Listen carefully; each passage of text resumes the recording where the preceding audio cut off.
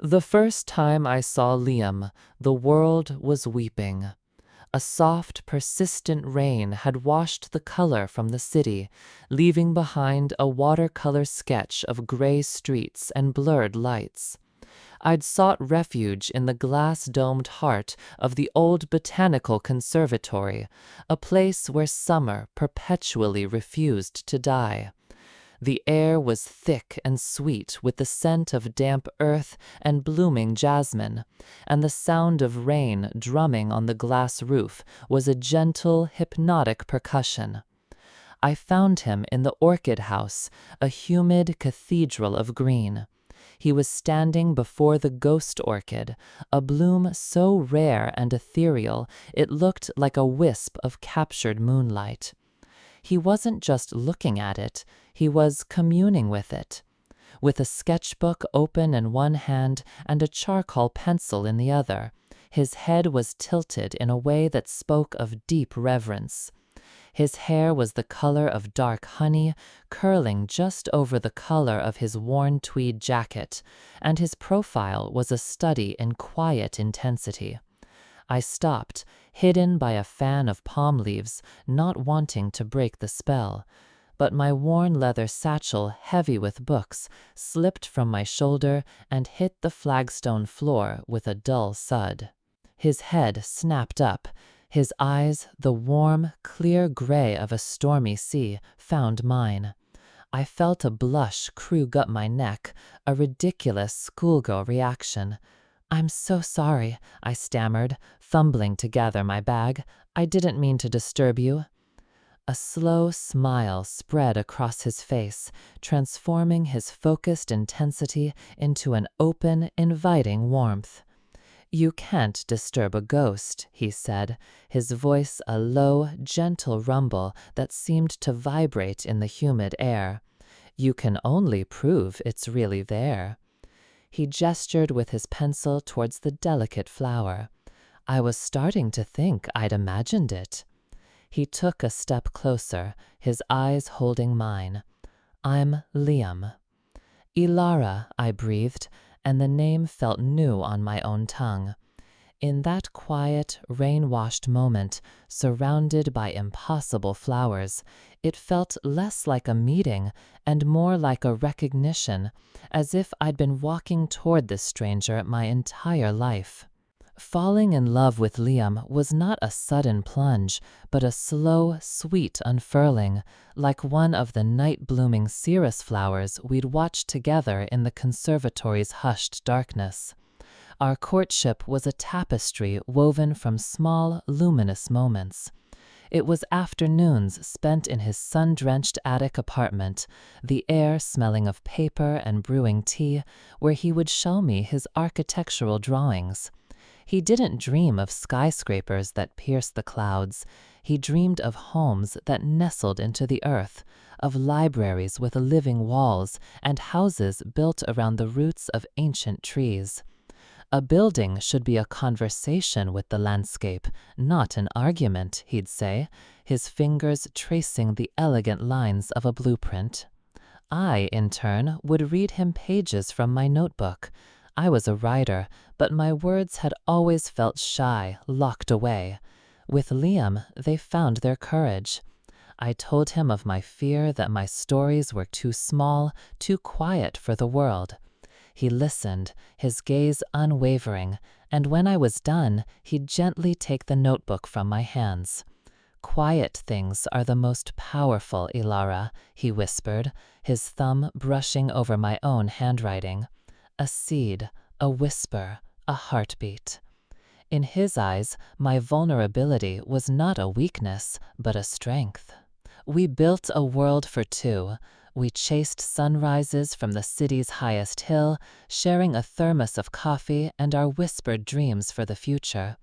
We spent rainy Sundays curled on his worn velvet sofa, my head on his chest, feeling the steady, reassuring rhythm of his heart beneath my ear as we read poetry aloud.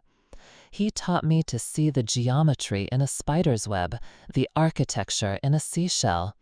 I taught him to find the narrative in the rustle of leaves, the story in the silence between raindrops.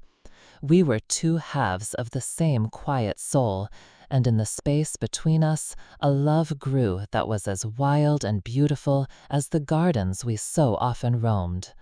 He was the structure, the gentle strength, and I was the story that filled the space within. The hurdle arrived not as a dramatic storm, but a sleek, cream-colored envelope. It was a job offer from a monolithic architectural firm in a city 1,000 miles away. It was prestige, security, and the kind of career his parents had always championed for him. Everything he had once told me he was running from. I watched his face as he read it, saw the flicker of conflict in his gray eyes, and a cold dread coiled in my stomach. "It's an incredible opportunity," he said, his voice strained. He wouldn't look at me, instead staring at the letter as if it held all the answers. A chance to really build something. But the way he said "build something" sounded hollow, so different from when he spoke of his own designs. He was talking about a career, but all I could hear was a life without me. All my old insecurities, the ones his love had soothed into silence, rose up screaming. My fear told me that our world, our shared dream of a quiet, beautiful life, was just a chapter for him, and he was ready to turn the page. "So you're going," I said, my voice flat, robbed of all its warmth. "I don't know, Alara. I need to think," he said, running a hand through his hair. "It's complicated." "It doesn't seem complicated," I replied, the words sharp with a pain I couldn't hide. "It seems you have a choice to make." I was begging him, silently, to choose us. But I couldn't say the words. My fear built a wall around my heart, and I couldn't let him see how easily I might shatter. The conversation ended bare, in a chasm of things unsaid. The silence that had once been our comfort became a suffocating weight. He was wrestling with his future, and I, convinced I wasn't a part of it, pulled away to nurse my own impending heartbreak. The week that followed was a colorless eternity. The city felt alien, his absence a physical ache in my chest. I tried to write, but the words were brittle and empty. One rainy afternoon, drawn by a masochistic memory, I returned to the conservatory. I stood before the ghost orchid, but its beauty felt distant, a photograph of a feeling I could no longer access. It was just a flower. Without Liam beside me, the magic was gone. And in that moment, staring at the fragile bloom, I realized my mistake. I hadn't fought for us. I had let my fear write the ending to our story. I had seen his conflict and made it a rejection of me, when all he had needed was my hand to hold while he navigated the storm. At that very moment, my phone buzzed. It was a text from Liam. "Meet me, Sunrise Hill." My heart hammered against my ribs. I ran from the conservatory out into the now clearing evening. The next morning, I drove to our hill in the pre-dawn gloom, my hope a fragile, flickering candle. He was already there, standing silhouetted against the first pale blush of morning. As I approached, I saw he wasn't empty-handed. He was holding a large roll of drafting paper.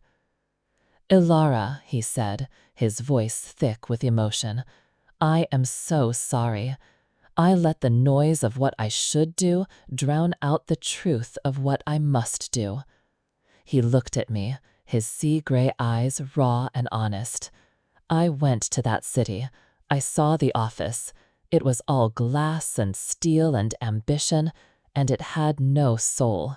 My soul is here." He unrolled the papers on the hood of my car, weighting them with stones. It was a blueprint, an exquisite, impossibly beautiful design for a small house that seemed to grow organically from the earth, with a library whose glass wall looked out onto a garden. It was everything we had ever talked about.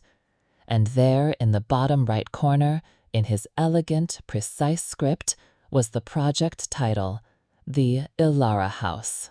"I turned down the job," he said, his hand finding mine, his fingers lacing through my own. "This is the only thing I want to build, our life, with you, if you'll still have me." Tears streamed down my face, washing away the fear and the doubt. I couldn't speak, so I just nodded, leaning into him, my cheek against the worn tweed of his jacket. I was home. Today, 2 years later, I am writing these words from a window seat in that very library. Outside, the garden is thriving, a chaotic symphony of wildflowers and herbs that I planted and Liam tends to with loving care. The late afternoon sun streams through the glass, illuminating the dust motes dancing in the air and casting a golden glow on the wooden beams above.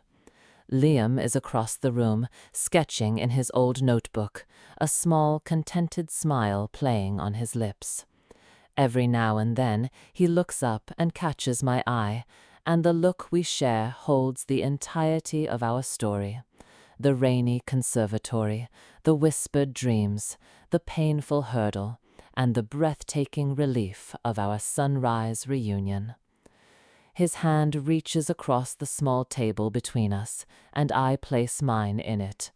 His touch is as familiar and as vital to me as my own heartbeat. Our love is not a grand, dramatic novel full of twists and turns. It is a quiet poem, written in the margins of everyday life. It is the steady warmth of his hand in mine, the comfortable silence that fills our home, the shared belief that the most beautiful things are not built of steel and glass, but of understanding, forgiveness, and the courage to choose a shared dream. Here, in the house that love built, we have our ever after, a life as peaceful and as profound as a whispered secret, as enduring as the earth beneath our feet.